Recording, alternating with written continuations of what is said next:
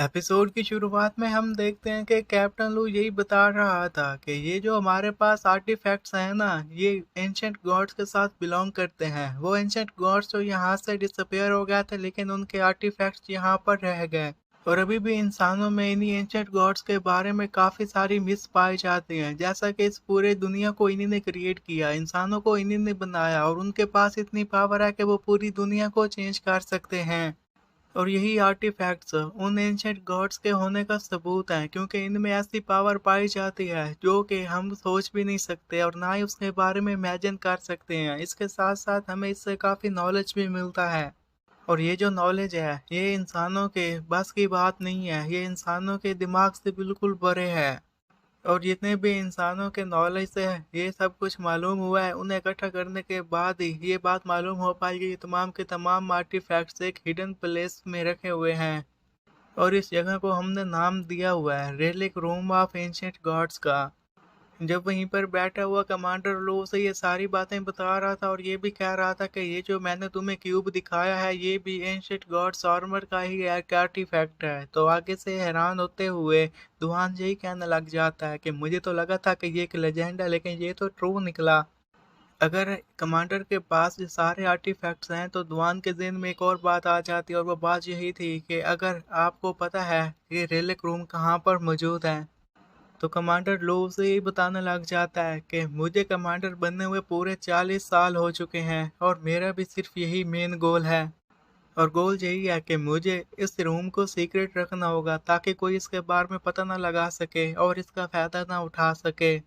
जिस जगह पर कमांडर लो बैठा हुआ था, उसी शेल्टर के नीचे ही वो रेलिक रूम पाया जाता था। जब ये बात दोहान को मालूम होती है तो इससे तो वो और भी ज्यादा शॉक्ड हो गया था। दुआन फिर उससे ये पूछने लग जाता है कि अगर रेलिक रूम सच में यहाँ पर शेल्टर के नीचे पाया जाता है, तो हो सकता है कि वहाँ पर इस तरह के बाकी के आइटम्स भी रखे हुए हों। जिस पर लू यही बताने लग जाता है कि बदकिस्मती की बात यही है कि मेरे पास यही एक आइटम है जो मैंने तुम्हें दिखा दिया। इसके अलावा रेलिक रूम में और कोई भी खास किस्म के आइटम्स नहीं पाए गए।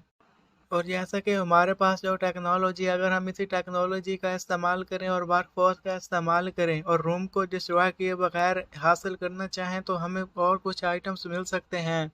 इतनी ज़्यादा चीज़ों के होने के बावजूद भी अभी तक उस रूम की सिर्फ फर्स्ट लेयर को ही हम अनलॉक कर पाए, जबकि उसके नीचे और भी लेयर्स मौजूद हैं जिन्हें हम अभी तक अनलॉक नहीं कर पाए, और उम्मीद तो है कि जल्द उसे अनलॉक कर लेंगे। धुआन ये सारी बातें सुनने के साथ यही कहने लग जाता है कि अगर ऐसी ही बात है तो मेरी प्रीवियस लाइफ में लू ने ज़रूर सेकंड लेयर के आर्टिफैक्ट को वहां पर से निकाल लिया होगा और उसकी मदद से जोंगुआ को हरा दिया होगा। फिर कमांडर लू से ये कहने लग जाता है कि ब्रदर दुआन, मुझे यकीन है कि तुम एग्जीक्यूशन ऑफ सेकंड रूम में ज़रूर हमारी मदद करोगे और उसकी सेकंड लेयर निकालने में हमारी मदद करोगे। और मैं तुमसे एक वादा करता हूँ कि उसमें जितने भी आर्टिफैक्ट निकलेंगे उनमें से तुम अपनी मर्जी का कोई भी रख सकते हो। दुआन ये सुनकर काफ़ी खुश हो जाता है और फिर यही कहने लग गया था कि वेल, मुझे इसमें काफ़ी खुशी होगी और ये मेरे लिए ऑनर की भी बात है, लेकिन मैं आपको ट्रबल देना चाहता हूँ क्योंकि मुझे अपनी बहन की तलाश है। तो आप अगर हो सके तो मेरी बहन को तो ढूंढ कर मेरे पास लेकर आइए। तो बस इतने सुना था कि कमांडर ड्रू उसके साथ डील करने के लिए तैयार हो जाता है और ये कहने लग गया था कि कंस्ट्रक्शन ऑफ शेल्टर में अगर तुम जब भी मदद करना चाहो तो आकर मुझे इसके बारे में बता देना। तो इस पर दुआन यही कहता है कि ठीक है। अब बाहर खड़ा हुआ कैप्टन काओ को काफी उबासी आ रही थी, उसे नींद आ रही थी कि तभी ही फिर दुआन रूम से बाहर आ जाता और बात आते साथ ही काओ को ये कहने लग गया था कि काओ, तुम्हारा बहुत बहुत शुक्रिया। असल में हम अंदर बात कर रहे थे तो वक्त का पता ही नहीं चला, काफी टाइम गुजर गया। तो इस पर काओ हंसते हुए कहने लग जाता कि कोई बात नहीं, जरूर तुम्हारे दरमियान कोई एग्रीमेंट हुआ होगा। फिर वो दोनों लिफ्ट के करीब ही खड़े हुए थे कि वो उससे ये कहने लग जाता है कि मैं तुम्हें वापस छोड़ देता हूँ। तो इस पर तुआन यही कहने लग जाता है कि नहीं नहीं, मैं बिल्कुल ठीक हूँ, वैसे मैं वापस चला जाऊंगा, तुम काफ़ी थके हुए तो तुम जाकर आराम कर लो।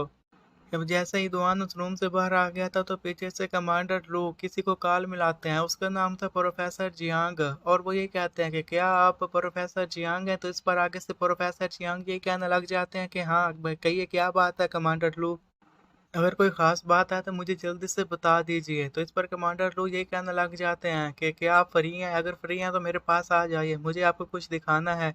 तो इस पर जियांग यही कहने लग जाता है कि असल में मैं एक बंदे से मिला था जिसका नाम है दुआन, उसकी वजह से मुझे काफ़ी मोटिवेशन मिली है, तो मैं काम में काफ़ी बिजी हो गया हूँ। और ये कहते साथ ही वो कॉल काट देता है। वो कॉल काटता उससे पहले ही फिर लू ये कहने लग जाता है कि वही लड़का मुझसे मिला जो तुमसे मिला था, उसने मुझे कुछ ऐसा दिया जिसके बारे में मैंने सोचा कि मैं तुम्हें दिखा दूं, लेकिन अगर तुम्हें कोई जल्दी नहीं है तो कोई बात नहीं है, जब तुम आ जाओगे फ्री हो जाओगे फिर ही मैं तुम्हें दिखा दूंगा। जिस पर जियांग यही पूछने लग जाता है कि तुम किस बंदे की बात कर रहे हो, क्या आप वही बंदा है जिसकी मैं बात समझ रहा हूँ, क्या तुम जियांग की बात कर रहे हो? और वो भी कहता है कि हाँ हाँ तुमने बिल्कुल सही समझा, मैं उसी दुआन की ही बात कर रहा हूँ। वो दोनों फ़ोन पर बातें कर रहे थे और एक दूसरे को यही बता रहे थे कि हमें नहीं लगा था कि हम कभी भी इस तरह इन सारी चीज़ों को संभाल पाएंगे, और वैसे भी एक लड़का 200 साल बाद आके हमें इस तरह एडवाइस देगा और हमें उसकी एडवाइस मानना होगी। और यही लू भी बता रहा था कि मुझे नहीं लगा था कि मैं कभी भी जुआंग को हरा पाऊंगा, लेकिन उस लड़के ने मुझे काफ़ी भरोसा दिया, मुझे लगता है कि मुझे अपने सिटीजन्स को बचाने की कोशिश करना होगी, अगर उसके साथ फाइट भी करना पड़ी तो कोई बात नहीं, मैं उसके साथ फाइट करने के लिए भी तैयार हूँ। तो जियांग ये सारी बातें सुनने के साथ यही कहने लग जाता है कि ये जो लड़का दुआन है ना, इसने हमें उम्मीद दी है, यही उम्मीद है जिसकी वजह से हमने फैसला किया कि हम अपने लोगों को बचाने की पूरी कोशिश करेंगे, और यही उम्मीद है कि जो कि आपको ये कह रही है कि आप गु हुआंग के साथ पंगा ले सकते हैं। अब जैसे ही दुआन बाहर आया था कि तभी ही वहां पर गोल्डी उसकी तरफ तेजी से आगे भागता है और जाकर उसे चिमट जाता है। गोल्डी को देखते साथ ही वो ये कहने लग जाता है कि गोल्डी, तुम यहाँ पर क्या कर रहे हो?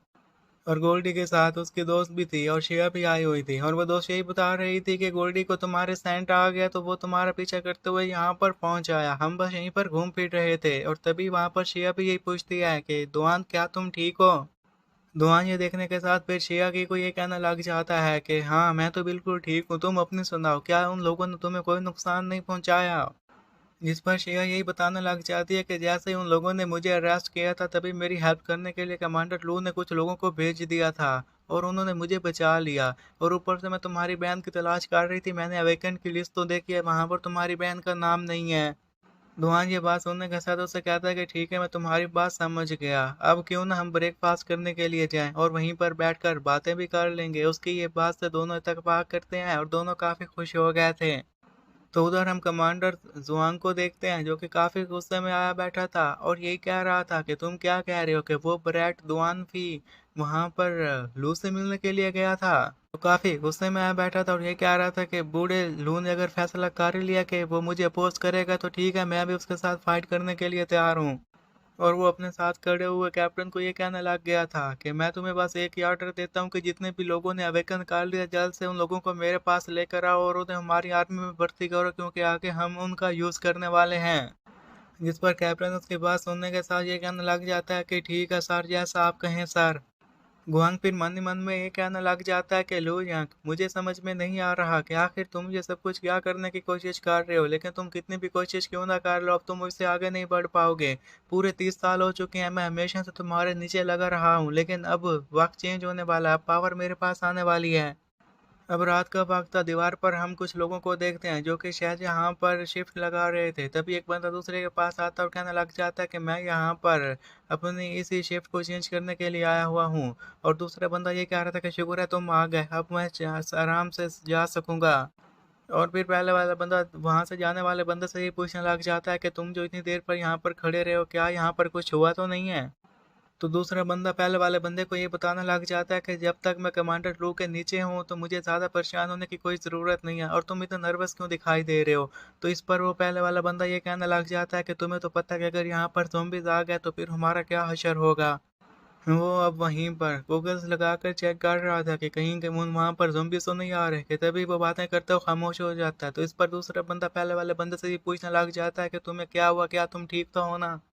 तो पहले वाले बंदे के मुंह से आवाज निकल रही थी और वो काफी घबराया हुआ था, काफी डरा हुआ था। फिर आखिरकार हिम्मत करके हिम्मत उठा के वो उसे बताने में कामयाब हो जाता है कि वहां पर तो काफी सारे ज़ॉम्बीज आ रहे हैं। इन ज़ॉम्बीज का नाम सुनते ही हर तरफ वार्निंग जारी हो जाती है और शैटर को बंद करने का वक्त हुआ जाता था और सभी को उनके साथ फाइट करने के लिए रेडी होने का भी हुक्म आ जाता है। अब सभी लोग इसी रश में हड़बड़ाकर इधर उधर भाग रहे थे और यही एक दूसरे को बता रहे थे कि यहाँ पर ज़ॉम्बीज आने वाले हैं, और कुछ लोग तो उन्हें ये भी कह रहे थे कि तुम्हें ज्यादा पैनिक होने की कोई जरूरत नहीं है, बस आराम से जाकर अपने अपने रूम में बैठ जाओ। जब ये न्यूज़ गांव तक पहुंचे तो वो जल्दी से कमांडर लू के पास आ जाता और कमांडर लू को ये बताने लग जाता है कि हमें लगता है कि हम एक बड़ी मुसीबत में फंस गए हैं। तो कमांडर लू भी अब ये कहने लग जाता है कि मुझे भी बाहर काफ़ी शोर की आवाज़ सुनाई दे रही है, आखिर बाहर क्या चल रहा है।